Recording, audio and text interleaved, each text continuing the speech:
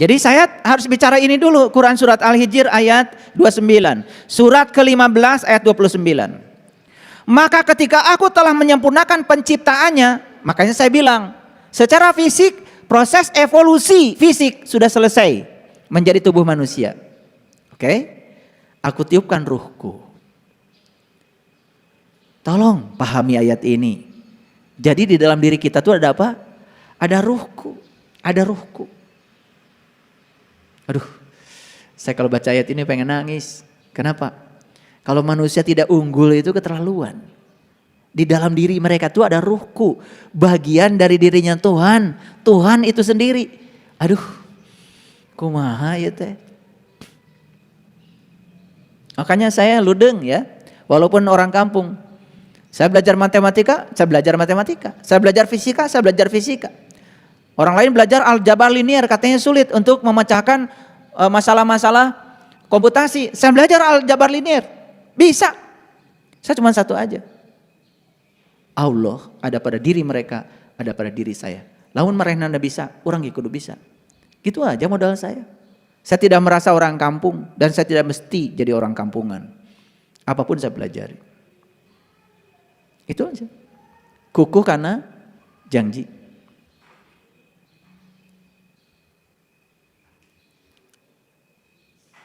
Jadi bekal utama manusia untuk mencapai keunggulan apa? Itu adalah keilahian. Jadi bekal utama manusia untuk mencapai keunggulan adalah keilahian. Sifat-sifat Allah yang ditiupkan dalam ruhku itu ada bersama kita. Jadi saya heran, banyak orang yang mengatakan abdi mah teu tiasa. Abdi mah tidak layak. Gak mungkin saya mencapai itu. Itu adalah sikap-sikap yang dimiliki oleh kita yang harus dihancurkan. Karena sikap-sikap itu menjadi penghalang. Untuk menjadi manusia unggul. Jadi ulangi lagi. Bekal utama manusia untuk menjadi unggul apa? Keilahian. Makanya manusia yang sudah bisa menjelmakan keilahian dalam dirinya disebut memiliki nilai kemanusiaan. Jadi sebenarnya keilahian dengan kemanusiaan itu sebenarnya simetri. Jadi siapa manusia yang sudah memiliki nilai kemanusiaan adalah manusia yang sudah menerjemahkan nilai-nilai keilahian dalam dirinya. Aduh.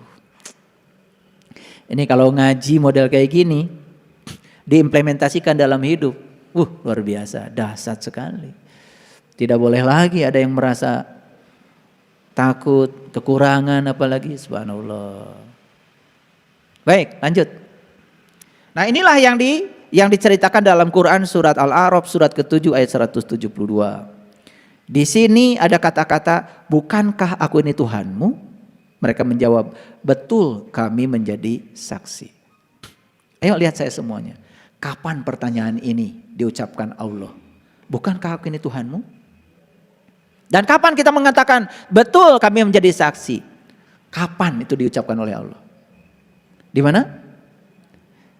Di mana? Oke. Selalu saja momennya satu dan saat kita di dalam rahim.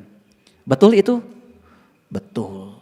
Tetapi yang lebih betul lagi, kata-kata bukankah aku ini Tuhanmu, itu terjadi setiap saat. Dan kita mengatakan, qalu bala syahidna. Ya, aku menyaksikan. Begitu lihat pohon, Allah sedang bicara. Bukankah ini Tuhanmu? Qalu bala syahidna. Tidak ada satu lembar daun pun yang jadi tanpa kehadiranmu ya Allah. Dan engkau hadir di sana. Aku menyaksikannya. Begitu kita lihat matahari, matahari berkata, bukankah aku ini Tuhanmu? Qalu bala syahidna. Tidak ada matahari tanpa kehadiranmu. Tidak ada daya dan sinarnya tanpa kehadiranmu. Jadi kemanapun kita memalingkan wajah, disitulah kita akan menyaksikan Allah. Itulah syarat untuk menjadi manusia unggul. Kalau sudah bisa melihat Allah kapanpun dimanapun. Dan selalu kalimat ini menjadi ageman. Ayo. Begitu lihat anak kita, bukankah aku ini Tuhan? Qalu bala syahidna. Begitu lihat cucu kita, bukankah ini Tuhanmu? Qalu bala syahidna. Kita melihat Tuhan di mana-mana.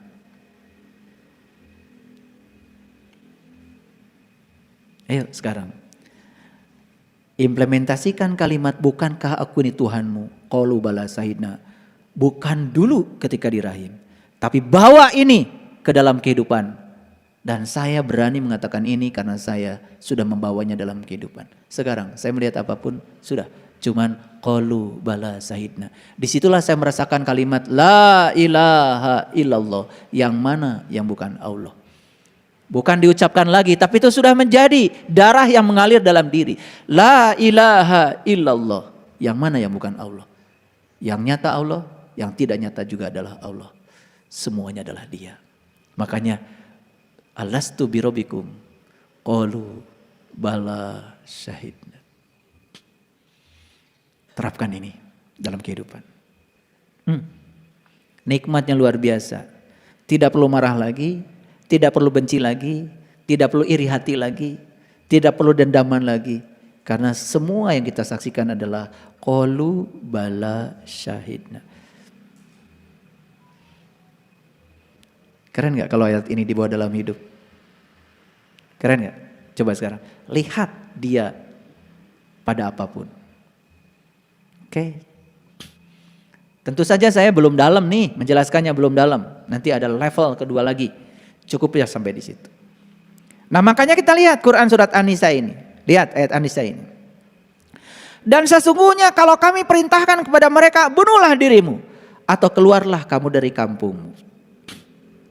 Makanya tugas kita sekarang adalah keluar dari kampung, keluar dari kebodohan, keluar dari keterbelakangan.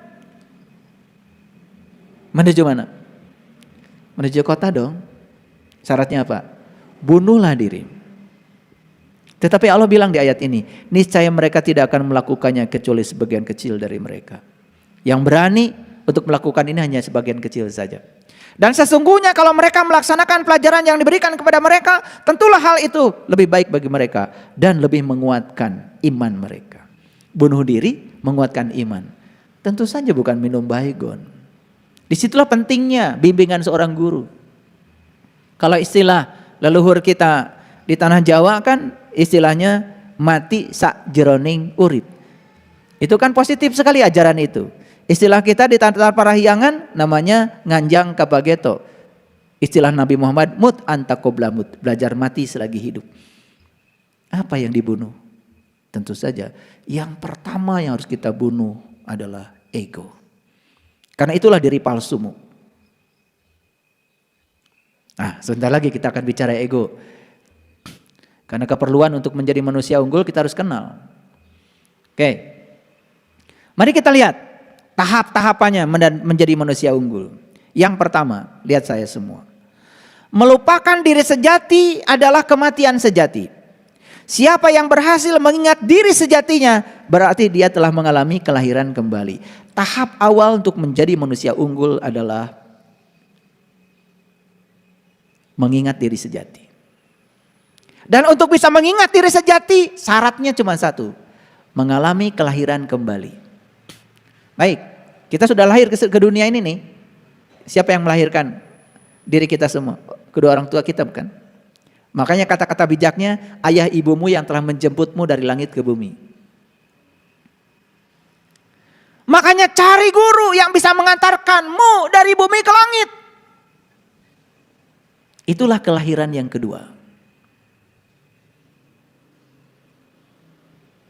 Paham? Begitu mengalami kelahiran kembali, tahu jati diri, ini adalah modal dasar yang paling utama untuk menjadi manusia unggul. Oke, baik kita lihat.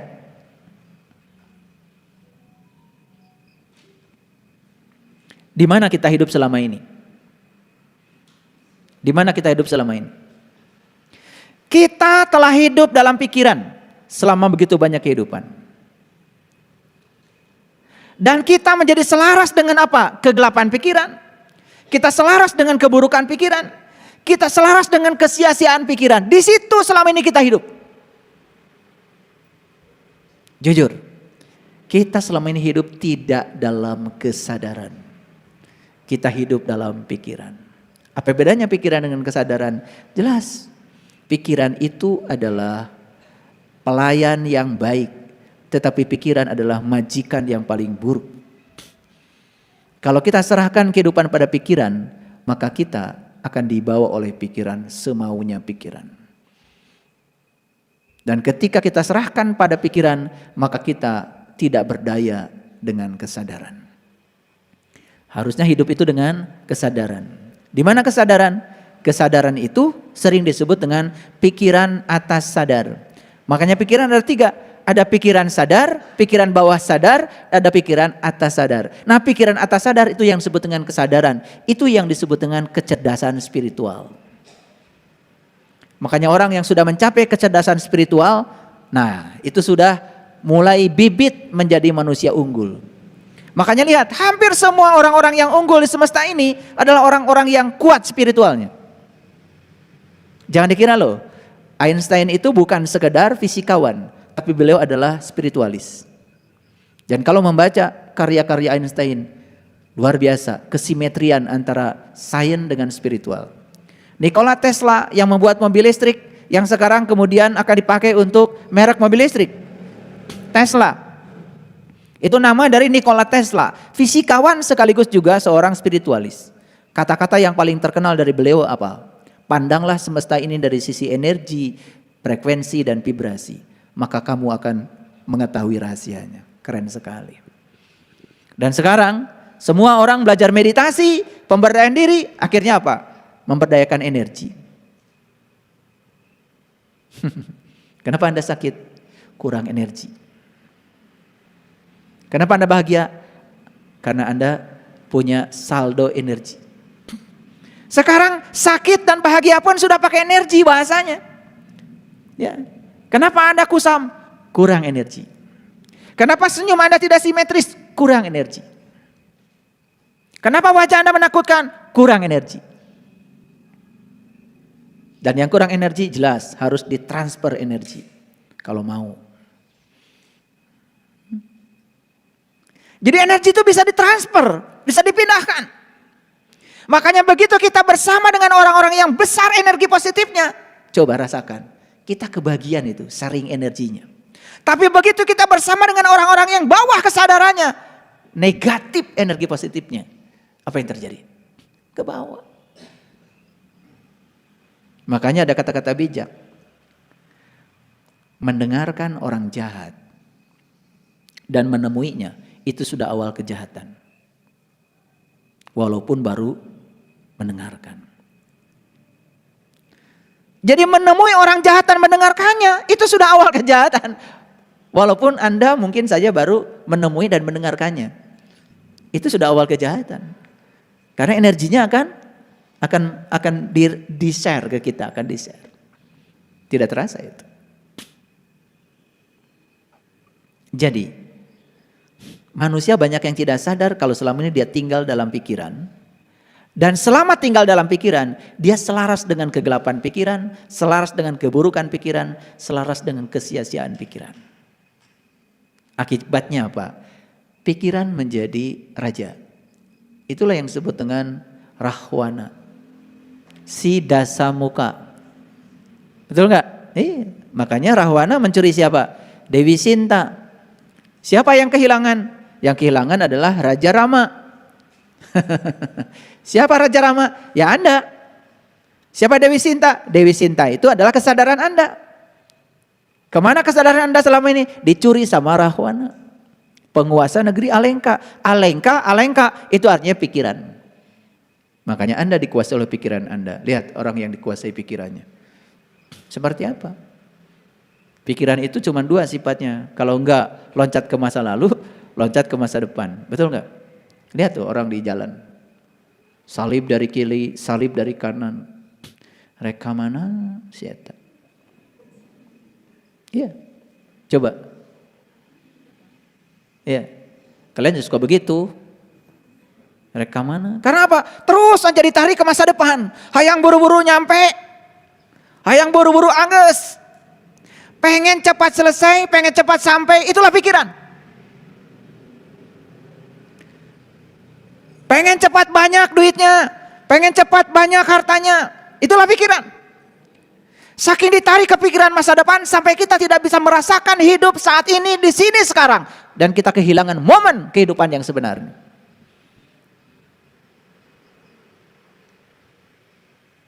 Pikiran mendak itu. Berak segala ayat. Makanan sudah ada, nasi pulen ada. Kulub petei aya. Sambal tarasi aya. Belum pada sayogi. Da pikiran mah lain mikiran nu aya, mikiran nu eueuh. Betul enggak? Celetuk teh, lamun aya ieu langkung raos tah. Gitu.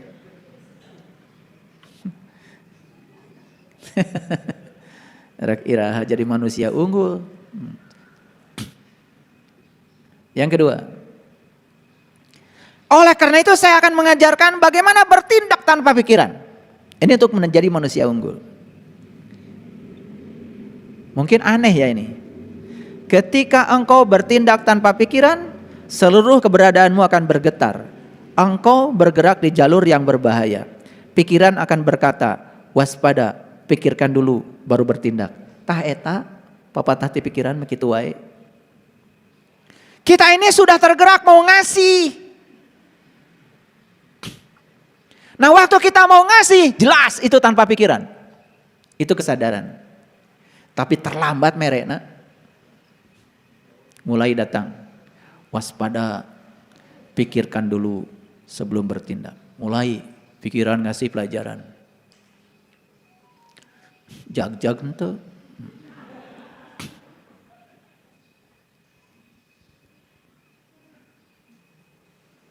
Kalau mau ngasih orang yang suka, ayo mundur. Udah jelas, oh gawena manehna teh, bere. Orang gak bisa, oh maneh ge. Niatnya jangan gitu. Niatnya ngasih. Cing atuh pelit teh tong dipiara. Gitu.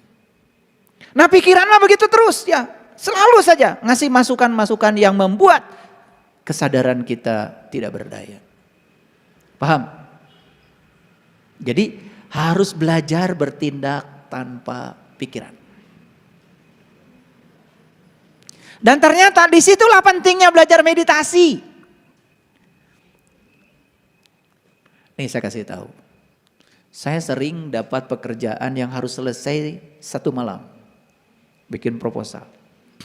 Kalau pakai pikiran jelas gak bisa. Saya lepaskan pikiran saya dan kemudian mulai ngetik aja jalan. Benar-benar tanpa pikiran. Jadi apa yang saya sebutkan di sini, seluruh keberadaanmu akan bergetar. Kita berada di jalur yang berbahaya. Memang. Tetapi hasilnya luar biasa. Tiba-tiba proposal itu jadi dan kemudian disampaikan ke sana dan orang mengira proposal yang saya buat itu dibuat berbulan-bulan. Sapeting. Makanya begitu ditanya, gimana cara membuatnya? Tanpa pikiran. Makin clear, dengartiin. Ini sudah bicara di level kesadaran. Berbuat tanpa pikiran. Ini saya sering diskusi dengan istri saya. Terutama ketika banyak sekali orang yang datang ke rumah minta bantuan. Dan sampai pada tahap sudah tidak pakai pikiran. Mau pakai pikiran mah. Kalau kata saya, udah pokoknya. Itu aja ilmunya yang tadi.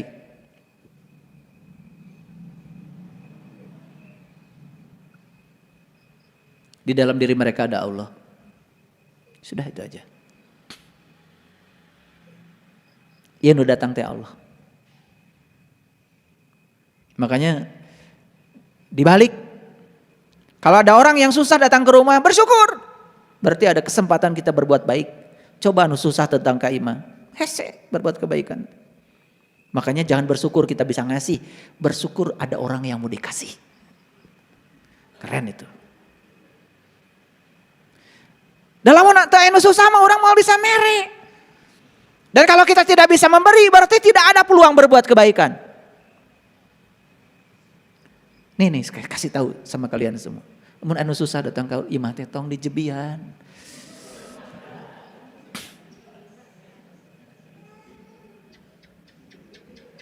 Kau mau barjeng tara datang maka imah tiba-tiba datang. Jangan pakai ilmu tumben. Tumben juga nginjem duit. Dan ya pasti nginjem duit.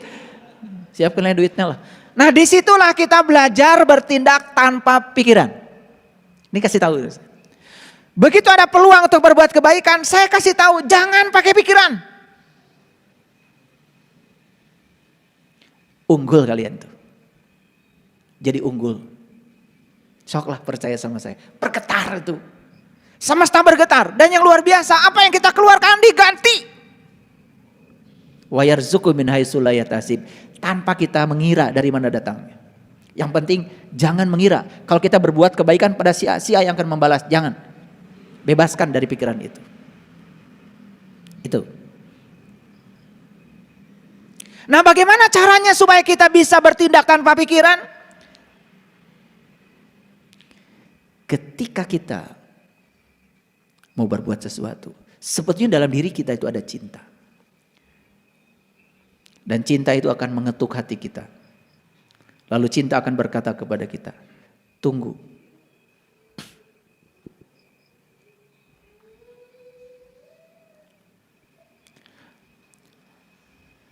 Dan cinta itu akan terus mengetuk, terus mengetuk. Dan ketika cinta itu mengetuk, akan terjadi perang. Tunggu, aku akan memikirkannya. Diketuk lagi sama cinta, tunggu aku akan memikirkannya. So, pasea cinta dengan pikiran. Sering gak Bapak Ibu itu terjadi? Jujur sering gak? Mana yang menang? Saya yakin dari wajah-wajahnya sih ini yang menang pikiran. Dasar rahwana. Dan kalau yang menang cinta, akan ada satu getaran dalam diri kita yang sangat luar biasa hebatnya. Itu yang disebut dengan kebahagiaan. Disitulah kita akan lulus jadi manusia unggul.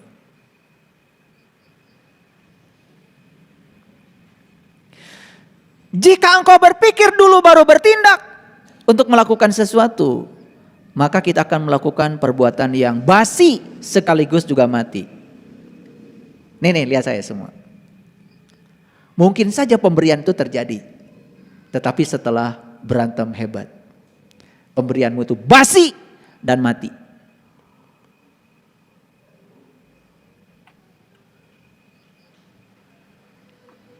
Ada orang datang ke rumah kita minta bantuan. Perdebatan itu bukan hanya antara cinta dan pikiran. Tapi perdebatan itu bisa jadi antara orang yang dikuasai pikiran dengan orang yang dikuasai cinta. Ini sudah melibatkan dua orang. Yang satu dikuasai pikirannya, yang satu dikuasai cintanya. Kalau dua-duanya dikuasai pikiran, tidak ada perdebatan. Beres, terjadi. Terjadi perdebatan yang hebat. Pemberian mungkin terjadi. Tapi pemberian yang terjadi itu sudah basi dan sudah mati. Itu sudah kehilangan berkahnya. Saya kasih tahu nih buat semuanya. Saya ngomong keras hari ini. Kalau ada sesuatu yang dibantu, bantu. Tolong lupa mikir. Percaya deh sama saya. Saya nggak tahu ya. Akhir-akhir ini banyak sekali orang datang ke rumah saya. Macam-macam. Tapi saya sadari. Itu adalah malaikat-malaikat yang dihadirkan Allah. Untuk menolong saya. Bagaimana saya bisa murah hati kalau tidak ada orang-orang yang didatangkan ke rumah. Karena kemurah hatian hanya bisa dilatih dengan cara memberi. Dan untuk memberi kadang-kadang kita harus dipaksa. Dan Allah menghadirkan orang-orang yang semacam itu. Itu cinta kasihnya Allah kepada kita. Iya. Saya punya uang 50 juta. Anak saya diterima di perguruan tinggi. Perlu uang 66 juta. Udah. Ada orang datang. Pas perlu uang 50 juta. Saya bukan bertransaksi dengan orang ini. Saya langsung dengan Allah. Yang 66 juta aja masih kurang 16 juta karena uangnya 50 juta. Ada orang perlu uang 50 juta saat itu juga. Dan kalau nggak saya tolong, dia udah bilang, kemana lagi saya kalau nggak sama ayah guru. Sudah, saya buka rekeningnya, saya transfer. Hari H-nya kemarin tanggal 14 Mei. Jejak dah 66 juta bisa bayar. Gak tahu dari mana, pokoknya pas aja uangnya di rekening 66 juta. Dan anak saya mengingatkan, ayah ini udah tanggal 14, ya nak, saya transfer. Uangnya jadi ada 66 juta. Kalau di sini kita mau transaksi dengan orang, jelas kita akan dihantui oleh keraguan-raguan. Transaksinya dengan Allah. Gak usah takut. Gak usah takut, oh nanti ini uang satu-satunya. Begitu bilang uang satu-satunya, ya kurang terus, mungkin tidak jadi 66 juta. Jadi maksud saya. Saya bicara pengalaman, ini saya bicara pengalaman. Saya nulis ini bukan dari rekayasa pikiran. Jika engkau berpikir dulu mau bertindak untuk melakukan sesuatu, saya katakan basi. Nih saya kasih tahu. Kamu menolong orang, tapi ngata-ngatain orang dulu. Stop, gak usah lakukan. Itu basi dan mati, dan itu tidak ada berkahnya. Maka di Quran dikatakan, ya, pemberianmu yang diikuti dengan kata-kata yang menyakitkan, lebih bagus kamu berkata baik saja. Tidak usah memberi. Daripada kamu memberi diikuti dengan kata-kata yang menyakitkan si pemberi, lebih bagus kamu tidak usah memberi dan kamu berkata baik aja sama dia. Itu Quran. Ini pelajaran yang sangat luar biasa dalam kehidupan. Cuma kita tidak sadar.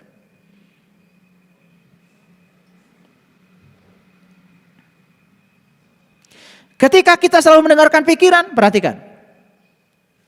Sebenarnya kita tidak bisa mencintai. Kita juga tidak akan bisa bermeditasi. Kita juga tidak akan bisa benar-benar hidup. Kita juga tidak akan bisa benar-benar mati. Kita tidak hanya menjadi hantu, kita selalu menjadi diri palsu. Sok lah, percaya sama saya. Dengarkan terus pikiranmu, kamu akan selamanya menjadi diri palsu. Dan orang-orang yang takut kematian itu sebetulnya karena mereka yang tidak sepenuh hati menjalankan kehidupan. Ulangi kata-kata saya. Semua orang-orang yang takut kematian hari ini adalah mereka yang tidak sepenuh hati menjalani kehidupan. Dan siapapun orang yang menjalani kehidupan dengan sepenuh hati, dia tidak akan takut dengan kematian.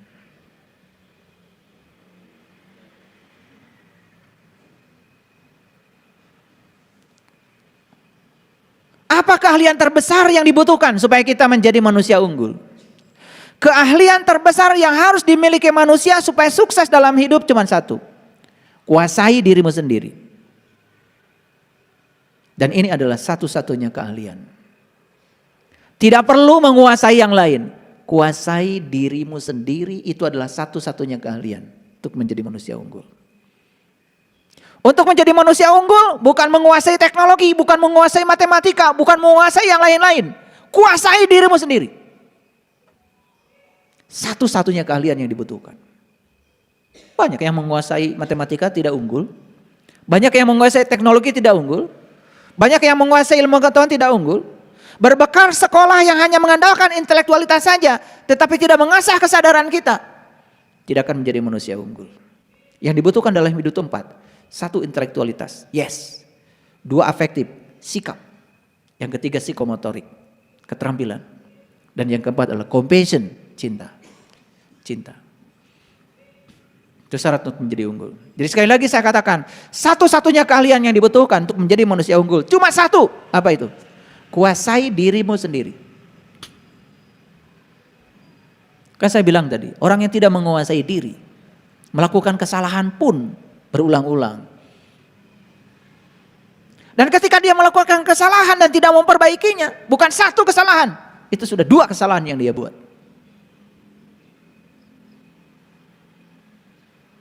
Kalau gitu, siapa orang yang punya peluang untuk jadi manusia unggul? Jika engkau bukan siapa-siapa, engkau memiliki kesempatan lebih untuk mencapai pencerahan. Pada saat engkau menjadi seseorang, pintu akan tertutup. Jadi syarat untuk menjadi manusia unggul adalah kita harus menjadi bukan siapa-siapa. Ketika kita merasa sebagai siapa, maka pintu untuk menjadi manusia unggul tertutup. Silahkan. Kau merasa diri siapa? Begitu banyak hambatan. Tapi begitu kita merasa diri kita bukan siapa-siapa, tidak ada hambatan. Pintu akan terbuka.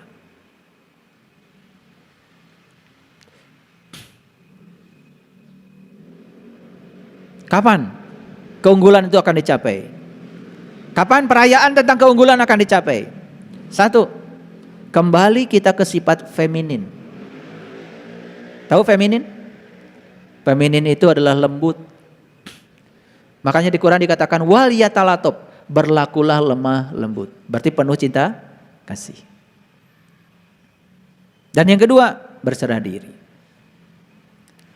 Lalu lakukan perjuangan untuk mencapai penyerahan diri yang total. Dan berhenti melakukan perlawanan. Ayo, terus aja melakukan perlawanan. Hidupmu tidak selaras dengan kehidupan, tidak mau menari dengan tarian kehidupan, ya sudah, kamu akan menderita selamanya. Hidup yang nikmat dan harmoni adalah hidup di mana kita bisa bersama dengan kehidupan. Makanya kenapa orang-orang bijak selalu mengatakan, menarilah, menarilah, menarilah dengan kehidupan. Ikuti tarian kehidupan, maka kamu akan selaras dengan tarian kehidupan hidupmu. Kalau ada kesempatan untuk memilih, saya kasih tahu ilmunya. Pilihlah yang belum diketahui. Karena segala yang sudah diketahui itu sudah kita jalani. Dan jangan pernah melewatkan yang belum diketahui. Pilihlah yang belum diketahui walaupun harus menderita, lanjutkan perjalanan kita. Satu saat akan mendapatkan nilai yang sepadan dengan manfaatnya. Jadi banyak di antara kita yang penakut. Kalau disuruh memilih 2 hal, kita memilih yang sudah kita tahu. Jarang kita punya keberanian memilih yang kita tidak tahu.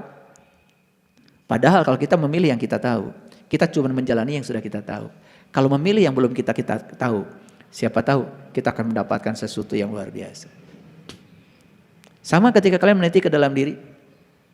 Kan kalian tidak tahu apa yang akan diberikan Allah pada kalian. Makanya orang yang tekun dan akan diberikan kenikmatan yang luar biasa. Dari sejak awal dia sudah tidak memilih. Kalaupun harus memilih yang dia belum tahu. Ya sudah, masuk saja.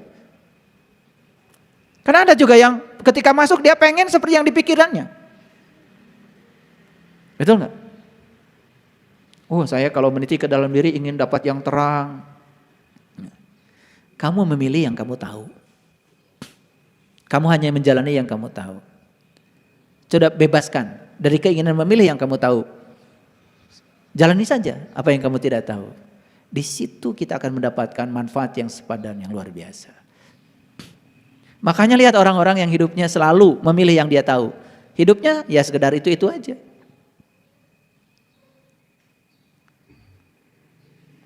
Diajak ke luar negeri, ahli mah sieun sasab.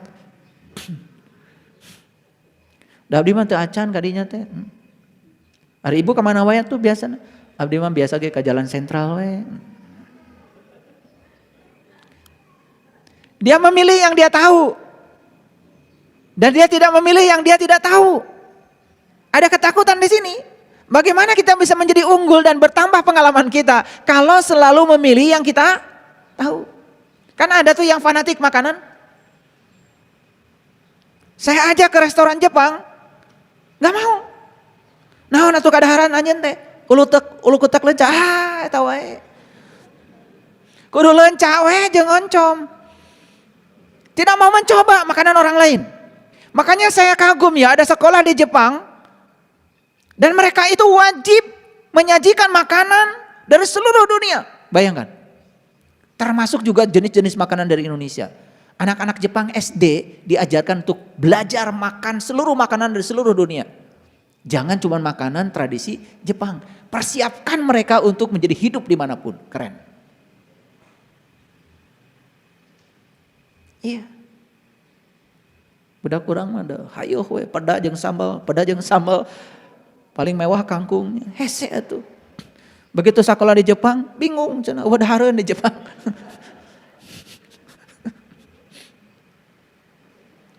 Ya. Makanya saya tuh bangga sekali sama orang tua saya walaupun gak sekolah. Dari kecil tuh diajarkan, ya pokoknya sok diajar makan ikan yang cuman dideangkeun makan. Makanya sekarang biasa makan sashimi. Ya nggak kampungan banget lah gitu. Gitu. Makanya kenalkan anak-anak kita. Nih kasih tahu anak-anak kita, ajarkan mereka yang mereka belum tahu. Dan kalau ada dua pilihan, ajarkan mereka untuk memilih yang mereka belum tahu. Biar luas pengetahuan. Ayo we sarapan teh kupat tahu. Iya. Banyak di antara kalian begitu saya makan pagi-pagi datang ke rumah, ayah makannya itu. Ya karena saya pagi-pagi makannya buah, ya. Telur rebus sudah cukup. Langsung mikir, eta teh mau nyeri patuangan tentu. Saya bilang nyeri patuangan melawan tina dahareun, tina pikiran maneh. Dah belum apa-apa sudah mikir nyeri batuk. Tuh kan gitu. Paham ya? Aduh luar biasa sebetulnya. Nah, jadi saya sudah menjelaskan begitu banyak sebetulnya ya. Hal-hal yang dibutuhkan oleh kita untuk menjadi manusia unggul. Dan satu lagi yang terakhir dari saya. Alat bantu untuk menuju manusia unggul itu adalah kita harus punya alat bantu spiritual. Apa itu namanya alat bantu? Namanya cinta. Dan jadikan cinta sebagai makanan hati kita. Tumbuhkan keberanian untuk membuka hati kita. Bukan hanya pada satu orang, tetapi pada seluruh semesta. Makanya mulai sekarang rubah doa kalian. Yang suka doa, semoga kami serumah ini bahagia. Saimah bahagia teh. Kalian gak akan bahagia kalau tetangga sarusah mah. Doakan itu semoga seluruh makhluk di semesta ini bahagia. Gitu doa. Dari cara berdoa saja manusia unggul mah beda. Ya mah doa. Gusti pun anak we serang pung incu. Budak batur mah kajeun. Cek Gusti teh. Ya teh pangeran maneh teh mana? Ari nyebut pangeran maha luas, maha welas, maha asih. Ari ngadoa Gusti pun anak we serang pun incu. Keun we anak batur mah. Teh hubungan sareng abdi. Allah ge bingung dah doa anak gitu. Ya. Coba mohon maaf. Yang namanya anak itu bahkan cuman anak-anak yang lahir dari rahim istri kita. Coba mulai sekarang siapapun kalau lihat anak kecil jadikan anak kita. Sayangi mereka. Keren itu. Ya. Unggul nanti gitu. Nah ini kan baru permukaannya lah yang saya sampaikan supaya kalian menjadi manusia unggul. Dan tentu saja tidak terbatas di sini. Mari kita tarik lagi ke awal, kujang mau. Mari kita kembali untuk mengingat komitmen kita. Sebenarnya setiap pikiran kita, ucapan kita itu adalah komitmen kita pada diri kita sendiri. Lakukan semua, selaraskan pikiran, ucapan dengan tindakan kita. Begitu selaras, harmoni, insya Allah. Kesempatan untuk menjadi manusia unggul sangat terbuka. Itu saja barangkali yang bisa saya sampaikan hari ini. Walaupun tidak menyentuh bagian dalamnya, tapi semoga ini bisa menginspirasi kita semua. Terima kasih.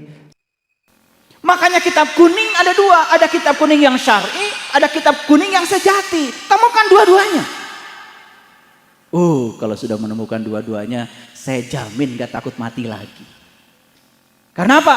Karena sudah ngalamin yang namanya ilmu mati sakjeroning urip. Jadi ilmu mati sakjeroning urip itu adalah ilmu luar biasa. Itu ilmu intinya para sunan, para wali. Cuman sekarang ilmu itu dianggap sepele. Padahal Rasulullah mengatakan dalam hadis, mut anta qabla mut, mut anta qabla mut. Belajar mati selagi hidup, belajar mati selagi hidup. Orang tua kita jauh sebelum Rasulullah mengatakan itu sudah mengatakan harus belajar mati sakjeroning urip. Makanya Nabi Yunus kan ditelan ikan. Itu simbolik, bukan ditelan ikan beneran. Gak usah cari ikannya di mana ditelannya, gak penting. Tetapi lihat ketika ditelan ikan, apa yang dikatakan Nabi Yunus. Apa coba? Apa? La ilaha illa anta. Kok ditelan ikan tetapi ngomongnya la ilaha illa anta. La ilaha illa anta. Tidak ada Tuhan kecuali Engkau. Tidak ada Tuhan kecuali Engkau. Ngalamin apa sih Nabi Yunus saat itu? Ngalamin apa? Itu adalah liqa. Itu adalah perjumpaan. Itu mengulang kembali kalimat alastu birabbikum qalu bala syahidna. Apakah aku ini Tuhanmu? Yes, aku menyaksikan. Makanya saat itu yang dikatakan Nabi Yunus apa? La ilaha illa anta. Itu esensinya. Saya berbicara esensi karena waktu saya terbatas. Saya ilmuwan. Saya membicarakan sesuatu selalu dengan bukti. Tetapi saya tentu tidak bisa membuktikan di sini. Kalau ingin membuktikan, ayo kita belajar. Ada ilmunya, ada caranya. Kalau cara membaca kitab kuning saja sudah ditemukan, yang syar'i, cara membaca kitab kuning yang hakiki pun sudah diwariskan oleh para sunan, para wali. Kuncinya ada pada diri kita semua. Ada pada diri kita semua. Cuman itu kunci selama ini dibiarkan begitu saja. Belum kita gunakan. Lalu apa yang terjadi? Kita nggak kenal diri sejati kita yang sesungguhnya. Makanya ketika Romo Yai Nur Hamim datang ke rumah saya 2 bulan yang lalu dan beliau mengundang saya untuk hadir di sini. Sesibuk apapun saya bilang, Romo Yai pasti saya akan datang. Jadi oleh karena itu, mari kita gunakan kehadiran saya di sini untuk sama-sama berpikir. Karena di dalam Quran surat Al-Fatir dikatakan, aku panjangkan umurmu untuk satu tujuan, untuk berpikir. Itu Quran. Jadi kita dipanjangkan umur oleh Allah itu untuk satu tujuan, untuk berpikir. Tahu nggak berpikir itu seperti apa? Sudah tahu nggak berpikir? Udah pada bisa berpikir? Kalau berpikir menggunakan apa? Menggunakan apa? Menggunakan pikiran. Siapa yang bisa menggunakan pikiran? Yang sudah bisa mengendalikan pikirannya. Ulangi. Saya tidak sedang cerita urusan sekolah.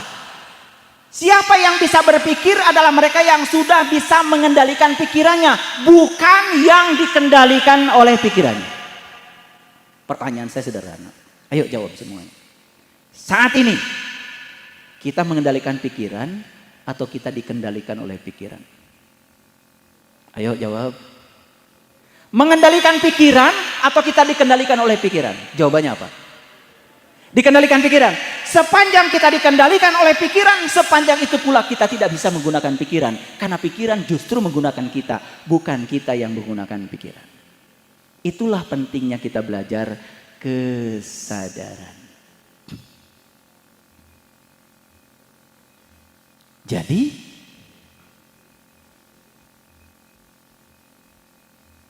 yang akan ditinggikan derajatnya itu cuma satu.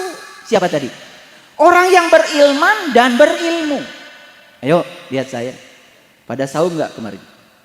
Pada saum? Pada saum? Tahu nggak? Saum itu kegunaannya apa?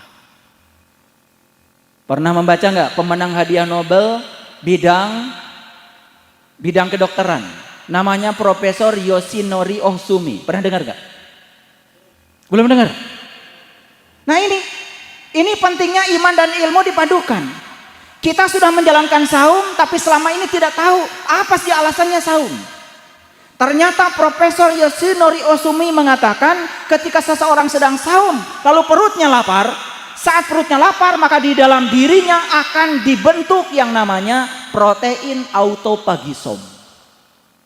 Protein autophagisom itu adalah protein raksasa yang akan memakan sel-sel mati dalam tubuh. Makanya kalau orang saumnya benar, selesai saum sebulan penuh, wajahnya langsung beda. Lebih segar, lebih fresh, jauh dari penyakit. Zamannya Nabi Muhammad sudah disunahkan kita saum Senin Kamis, seminggu 2 kali. Belum ada riset ilmiahnya. Tapi sekarang Profesor Yoshinori Ohsumi mengatakan sebaiknya seminggu 2 kali kita latihan melaparkan tubuh. Buat apa? Untuk membentuk protein autophagisome. Inilah pentingnya iman dan ilmu dipadukan. Makanya Romo Yai Nur Hamim mengundang saya, tolong katanya Yai Saiful datang ke pesantren kami, tolong jelaskan pentingnya ilmu dan iman itu dipadukan. Saya ahli fisika material elektronik. Loh kok saya bisa berdiri di sini? Umur 18 tahun alhamdulillah. Walaupun tidak sempurna tetapi ya 30 juz Quran sudah mulai bisa dipahami. Begitu kita tahu Quran, kemudian kita tahu sains, begitu saya padukan antara fisika dengan metafisika ternyata simetri. Disitulah iman kita akan bertambah kokoh. Itulah pentingnya kita mengintegrasikan antara iman dan ilmu. Coba perhatikan, 90% uang dunia sekarang ada di tempat yang ada sentuhan IT-nya. 90% uang dunia ada di tempat yang ada sentuhan teknologi informasinya. Bayangkan, 90%. Saya tempo hari pergi ke Prodia, cek darah. Kalau cek darah biasanya disuruh puasa 12 jam. Makanya saya mulai puasa jam 8 malam, kemudian jam 8 pagi baru tes darah. Selesai tes darah jam 10, saya nyamperin tukang bubur di depan laboratorium. Begitu saya mau beli bubur, bubur sudah tidak ada. Habis, Pak. Loh, kok habis? Ya lihat, Bapak. Ya, di situ masih ada antrian orang-orang yang mau beli bubur yang pakai baju hijau-hijau itu. Menggunakan aplikasi namanya GoFood. Karena tukang bubur ini kreatif, dia hubungkan dengan online. Dia hubungkan dengan GoFood, apa yang terjadi? Dulu orang dagang bubur di pinggir jalan, nunggu saja orang datang. Sekarang tidak usah nunggu orang datang. Hubungkan secara online ke semua tempat yang perlu bubur, tinggal cari di telepon, dan orang yang perlu bubur tinggal klik, datanglah Gosen. Lalu beli bubur. Luar biasa bukan? Sekarang coba bedakan. Orang yang tidak mau mengadaptasi teknologi informasi, maka sekarang mungkin ketinggalan bisnisnya. Ngerti maksud saya? 90% uang sekarang ada di tempat yang ada sentuhan teknologi informasinya. Makanya saya tanya kepada Romo Yai, apakah di pondok pesantrennya Romo Yai itu ada pengetahuan umum?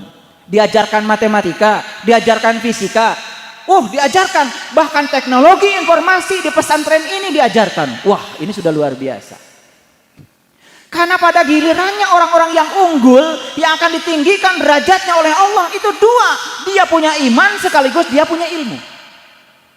Makanya Rasulullah mengatakan kalau kamu ingin bahagia di dunia harus punya ilmunya. Kalau kamu ingin bahagia di akhirat harus punya ilmunya. Kalau kamu ingin bahagia dua-duanya harus punya ilmunya. Makanya ada hadis yang mengatakan jika kamu mengejar Allah maka kamu akan dapat dua, Allah dan dunia. Dan jika kamu mengejar dunia maka kamu tidak akan dapat dua-duanya. Jadi hadis sendiri mengatakan tidak ada orang yang dapat salah satu, dapat dua-duanya atau tidak dapat dua-duanya. Nah, gimana cupanya supaya dapat dua-duanya? Apa kata Rasulullah? Kalau ingin dapat dua-duanya, kejarlah Allah. Maka siapa yang mengejar Allah, maka dia dapat Allah dan dunia. Lihat saya sekarang. Lihat saya sekarang. Ada bayangan nggak di sini? Ada bayangan saya nggak? Oke, kenapa ada bayangan saya? Ayo. Santri yang paling tinggi sekolahnya. Kenapa saya punya bayangan sekarang? Karena ada cahaya. Jadi sebetulnya bayangan itu karena cahaya terhalang oleh tubuh saya, bukan? Ulangi. Bayangan itu karena cahaya terhalang oleh tubuh saya. Betul? Nah, siang hari ada bayangan. Kenapa? Ada sinar matahari. Kalau kita sinar matahari dari sana, saya berdiri di sini, bayangan di mana? Sebelah sini kan? Betul? Oke, kenapa? Karena cahaya terhalang, timbul bayangan. Sedangkan Allah menyatakan dalam Al-Quran, innamad dunya la'ibun walahun. Dunia itu bayangan. Kalau dunia itu bayangan, hati-hati. Jangan kejar bayangan. Karena bayangan gak bisa ditangkap. Coba sekarang. Gimana caranya supaya bayangan ini ikut saya? Ayo mikir. Hah? Orangnya berhenti. Ini sumber cahaya. Bayangan di sini. Gimana caranya supaya bayangan ikut saya? Saya bergerak saja mendekati sumber cahaya. Ikut nggak? Ikut dong. Makin dekat sumber cahayanya didekati, ternyata bayangan ikut. Nah, Allah menyatakan diri dalam Al-Quran sebagai nur ala nur. Allah menyatakan sebagai sumber cahaya. Maka siapa yang mengejar sumber cahaya, maka dia akan diikuti oleh bayangannya. Siapa yang mengejar Allah akan diikuti oleh dunia. Nah sekarang coba, kalau ini sumber cahaya, ini bayangan, sekarang saya mengejar bayangan. Saya ingin menangkap bayangan. Bisa nggak saya berhasil menangkap bayangan? Bisa apa tidak? Nggak akan bisa.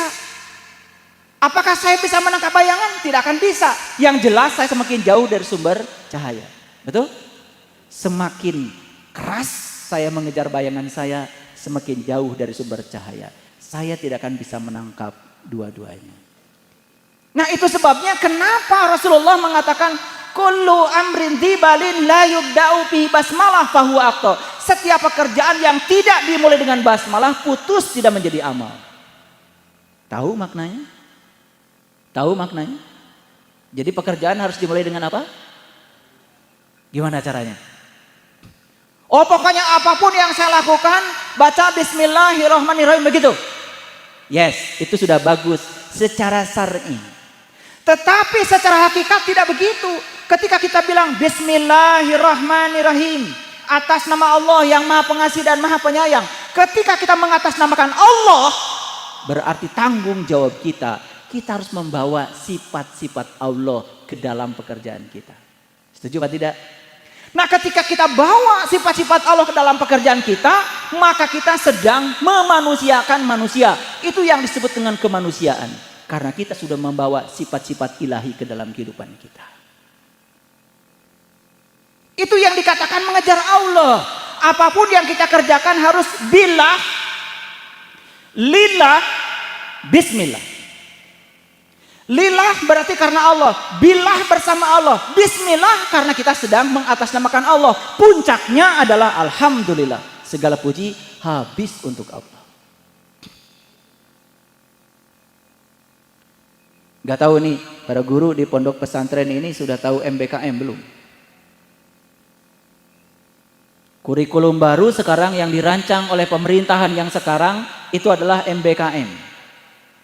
Merdeka Belajar Kampus Merdeka. Jadi tidak boleh lagi siswa dicetak sebagaimana maunya guru. Tugas guru adalah menghargai kehadiran setiap siswa sebagai tamu agung yang direncanakan Allah, bukan direncanakan gurunya.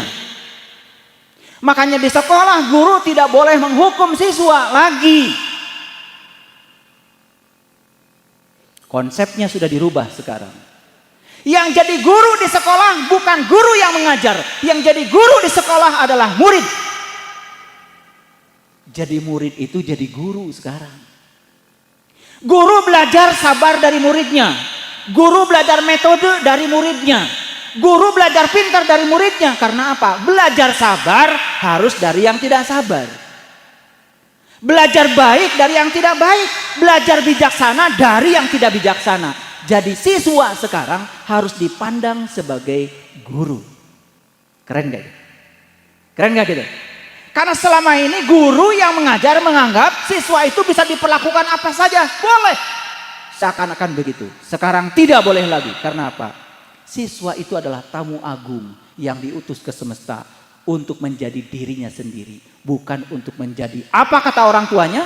Dan bukan untuk menjadi apa kata gurunya. Ini yang disebut dengan kurikulum kampus merdeka, merdeka belajar. Coba, pernah lihat ikan enggak? Pernah lihat ikan enggak? Ikan pinternya apa? Berenang. Kalau ikan disuruh memanjat pohon, bodoh enggak ikan? Idiot enggak ikan?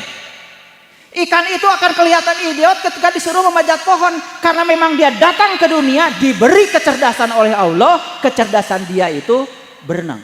Luar biasa itu ikan. Baru lahir aja udah bisa berenang. Cerdas nggak ikan? Nah itu yang disebut dengan jenius. Jadi ikan tuh jenius dalam urusan renang, tetapi urusan memanjat pohon dia menjadi idiot. Jadi semua anak manusia datang ke dunia itu diberi oleh Allah kejeniusan. Kenapa kelihatan idiot? Karena guru salah mengajar. Tidak suka matematika, disuruh belajar matematika. Sukanya olahraga, sukanya main bola, disuruh belajar fisika, ya mencret. Lalu siswa dihukum, nilainya jelek, orang tuanya dimarah-marahin, dipanggil. Anak bapak ibu nakal, nilai fisikanya 3. Padahal memang gak suka fisika, dia itu sukanya berenang. Kenapa tidak suruh dia aja berenang tiap hari, nanti jadi juara renang nasional, jadi juara renang SEA Games, juara renang Olimpiade, karena memang dia jenius di bidang itu. Bapak ibu, saya perlu kasih tahu, sekarang ini anak-anak kita berada pada tingkat putus asa, karena sistem pendidikan yang keliru. Karena apa? Semua anak dibangun seperti yang guru mau. Semua anak dibangun seperti yang orang tua mau. Saya sekarang sedang memberikan terapi coaching. Perhatikan saya. Ada anak perempuan umurnya 41 tahun. Lulusan ITB, farmasi, magister. Hebat nggak? Hebat. Tetapi dia sakit. Ada tukang bubur saja nawarin ke rumahnya. Bubur, bubur. Marah dia. Kenapa marah? Itu tukang bubur katanya marah sama saya. Orang nawarin bubur aja dianggap marah sama dia. Saya coba terapi dengan menggunakan hipnoterapi. Begitu di hipnoterapi ketemu penyakitnya. Ternyata penyakitnya luar biasa. Dia sekolah di situ bukan maunya dia. Maunya orang tua. Stres. Tubuhnya menghasilkan hormon-hormon adrenalin. Hormon-hormon yang membuat daya imunisasi tubuhnya hilang. Karena dia melakukan sesuatu yang dia tidak suka. Ketika dia dipaksa sekolah di situ, orang tuanya tiap hari membentaknya. Sekolah kamu, sekolah kamu. Bentakan orang tua ini masuk di alam bawah sadarnya, sekarang susah dikeluarkan. Orang lain gak ngebentak saja, dianggap membentak dia. Sakit jiwanya. 41 tahun, perempuan, cantik, sekolahnya magister. Di bidang yang luar biasa, tetapi tidak fungsional. Kenapa? Karena sakit yang namanya stres. Jadi sekarang ini Bapak Ibu banyak sekali anak-anak kita dalam keadaan stres. Karena apa? Anak sering dicetak harus menjadi apa yang dipikirkan oleh orang tuanya. Orang tua tidak menghargai anak sebagai tamu agung yang datang ke semesta untuk menjadi dirinya sendiri. Kita bisa menyaksikan pusat semesta dalam diri kita kapan saja kita mau. Bisa, bisa. Di mana? Di Sidratil Muntaha, di puncak kesadaran. Sidrah itu artinya sadar, Al-Muntaha artinya penghujung. Sidrah Al-Muntaha artinya penghujung kesadaran. Waduh, selama ini kita salah kaprah. Bilang Sidratul Muntaha jadi langit ke-7. Dari sisi bahasa saja sudah nggak nyambung. Sidrah itu sudah jadi bahasa Indonesia, sadar. Al-Muntaha itu puncak, Al-Muntaha itu penghujung. Sidrah Al-Muntaha artinya puncak kesadaran. Jadi para nabi, para rasul itu sebetulnya hanya mengasah kesadaran sampai di puncaknya kesadaran. Di puncak kesadaran kita akan bertemu dengan yang namanya intelijensia. Sekolah umum yang biasa tidak akan bisa menghasilkan santri-santri model begitu. Tapi sekolah seperti Nahrul Ulum ini bisa. Jika perlu nanti saya hadirkan, saya bantu guru-gurunya supaya bisa membangkitkan itu. Saya bersedia untuk datang. Dan ini semua bisa dibuktikan. Nih, perhatikan para santri. Para santri, saya tanya, Hari Santri Nasional tanggal berapa? Tanggal berapa? Ah, ini santri beneran. Ya, Hari Santri Nasional sudah dibakukan oleh Presiden Joko Widodo tanggal 22 Oktober tahun berapa? Loh, Joko Widodo. Hari Santri Nasional sudah dideklarasikan oleh Presiden Joko Widodo tanggal 22 Oktober tahun 2015. Hari Santri Nasional. Kenapa santri sekarang diangkat? Lihat saya semuanya. Tanggal 22 Oktober tahun 1945, 3 bulan setelah Indonesia merdeka, penjajah Belanda belum lari dari Indonesia. Masih bercokol di Indonesia, bahkan ingin menjajah kembali. Makanya di Surabaya kemudian mereka mengibarkan bendera Belanda lagi. Pada saat itu sudah merdeka Indonesia. Lalu ada seorang tokoh besar yang sangat luar biasa di Indonesia ini. Namanya Romo Kiai Haji Hasyim Asy'ari. Kenal itu? Kenal itu? Subhanallah. Yang kemudian melahirkan seorang anak namanya Romo Kiai Haji Abdurrahman Wahid yang jadi presiden RI yang keempat dari santri. Jadi santri itu bisa jadi presiden. Makanya belajar bahasa Inggris, belajar bahasa asing. Di samping belajar bahasa Arab. Gontor ini, Ponorogo ini sudah menjadi ikon nasional. Kenapa? Di Ponorogo ini ada pesantren modern. Namanya pesantren Gontor. Bahkan dari luar negeri banyak yang menyekolahkan anak di sini. Luar biasa. Makanya bisa jadi kebangkitan kesadaran spiritual terjadi di Indonesia. Saya setuju tadi. Kalau teknik untuk membaca kitab kuning ditemukan di Jawa Timur, dan Jawa Timur itu di Ponorogo, dan Ponorogo lah Nahrul Ulum, mungkin ini berkah dari semesta. Tepuk tangan dulu buat Yai Ramadan. Makanya saya datang ke sini, sesibuk apapun. Tamu saya banyak sekali yang datang, hampir setiap hari. Kemarin dari KBRI Washington, coba minta dibimbing untuk meniti ke dalam diri. Tolong dibuktikan katanya, apa betul pusat semesta ada pada diri? Dari Washington coba, ngumpulin duit, datang ke pesantren saya, hanya minta dibimbing gimana caranya meniti ke dalam diri agar bisa menyaksikan pusat semesta pada diri. Betul nggak Quran surat Al-Fusilat yang mengatakan, aku bentangkan kebesaranku di segala ufuk, dan yang paling penting aku bentangkan kebesaranku pada dirimu sendiri. Siapa yang bisa menyaksikannya berarti menemukan kebenaran. Hebat tuh. Mereka tidak percaya kalau itu baru pengetahuan, belum jadi ilmu, kalau belum menjadi pengalaman spiritual. Gitu belajar, ya. Makanya para santri diajarkan untuk kritis, kreatif, ya.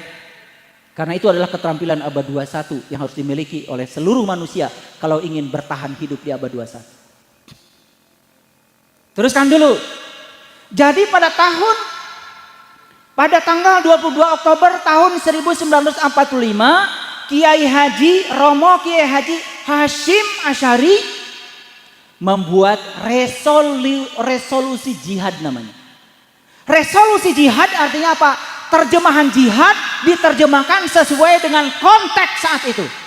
Karena bangsa kita sudah merdeka, penjajah masih ada di sini dan ingin menjajah kembali, lalu santri saat itu dikerahkan dengan resolusi jihad. Jadi yang membuat sejarah 10 November tahun 45 di kota Surabaya itu sebetulnya kebanyakan adalah santri. Itulah kenapa alasan pemerintah sekarang mengangkat kembali 22 Oktober sebagai hari sejarah, maka dibakukan menjadi Hari Santri Nasional. Sampai di situ cukup? Tidak. Karena sekarang santri dari sekolah manapun sudah bisa mengikuti yang namanya SNMPTN, SBMPTN. Perguruan tinggi manapun harus menerima santri dari sekolah manapun. Jadi dibuka kerannya seluas-luasnya. Jadi kalau sekarang masih ada pikiran bahwa saya kalau sekolah di sini takut tidak bisa ke perguruan tinggi, itu keliru. Karena apa? Yang namanya program luar sekolah dibuka oleh pemerintah. Kebetulan saya juga sebagai asesor, saya adalah yang menilai sertifikasi guru di Jawa Barat. Karena saya sebagai asesor maka saya tahu ini. Jadi keran sudah dibuka seluas-luasnya. Jadi sekarang yang akan menentukan nasib kita bukan siapa-siapa. Yang menentukan nasib kita adalah diri kita sendiri. Surga dan neraka tidak diciptakan oleh Allah. Surga dan neraka tidak diciptakan oleh Allah. Bagaimana mungkin Allah yang Maha Cinta menciptakan neraka untuk membakar hamba yang dicintai? Gak mungkin. Surga dan neraka diabadikan dalam Al-Quran. Itu diciptakan oleh kita sendiri. Silakan nanti dibaca, buktinya di Quran surat Hud ayat 106, 107, 108. A'udzubillahi minasyaitonirrajim. Bismillahirrahmanirrahim. Fa ammal ladzina syakku fa finnar lahum fiha zafirun wa sahikun. Neraka itu adalah tempat di mana kamu masih bernafas. Neraka itu adalah tempat di mana kamu masih bernafas. Sekarang mari kita lihat, di mana kita bernafas. Ayo, di mana kita bernafas? Di sini kan? Kita bernafas sepanjang ada tubuh dan ruh. Ketika ruh keluar dari tubuh, tidak ada nafas. Nafas itu hanya ada ketika ruh masih ada di tubuh. Jadi, tempat kita bernafas bukannya di sini. Betul? Ini bisa jadi surga, ini bisa jadi neraka, tergantung kita. Lihat saya semuanya. Ada orang dimarahi orang lain. Sakit hati enggak? Sakit hati enggak? Salah siapa kira-kira?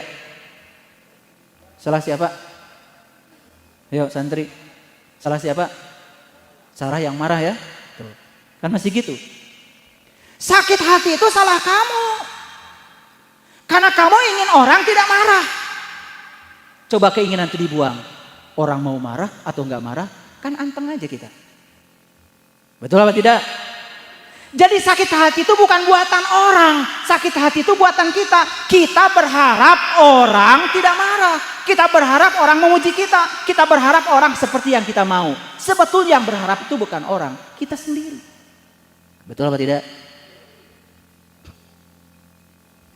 Ketika kita sadar, oh sakit hati buatan saya. Karena saya berharap orang memuji saya. Kenyataannya orang menghina saya sakit hati. Begitu sadar sakit hati buatan saya. Kan tidak usah sakit hati. Surga apa neraka? Surga apa neraka? Kan surga. Siapa penjaga surga? Siapa penjaga surga? Santri harusnya bisa. Siapa? Ridwan. Apa artinya Ridwan? Ridho. Begitu ridho, ya nggak ada kemarahan. Begitu ridho, tidak ada penderitaan. Kan ridho. Siapa penjaga neraka? Malik. Apa artinya Malik? Malik, milik itu ego itu aku. Begitu kita punya keakuan, tidak siap menerima itu, ya sudah, jadi neraka. Jadi dalam konteks kekinian, surga dan neraka itu bisa dirasakan langsung oleh kita.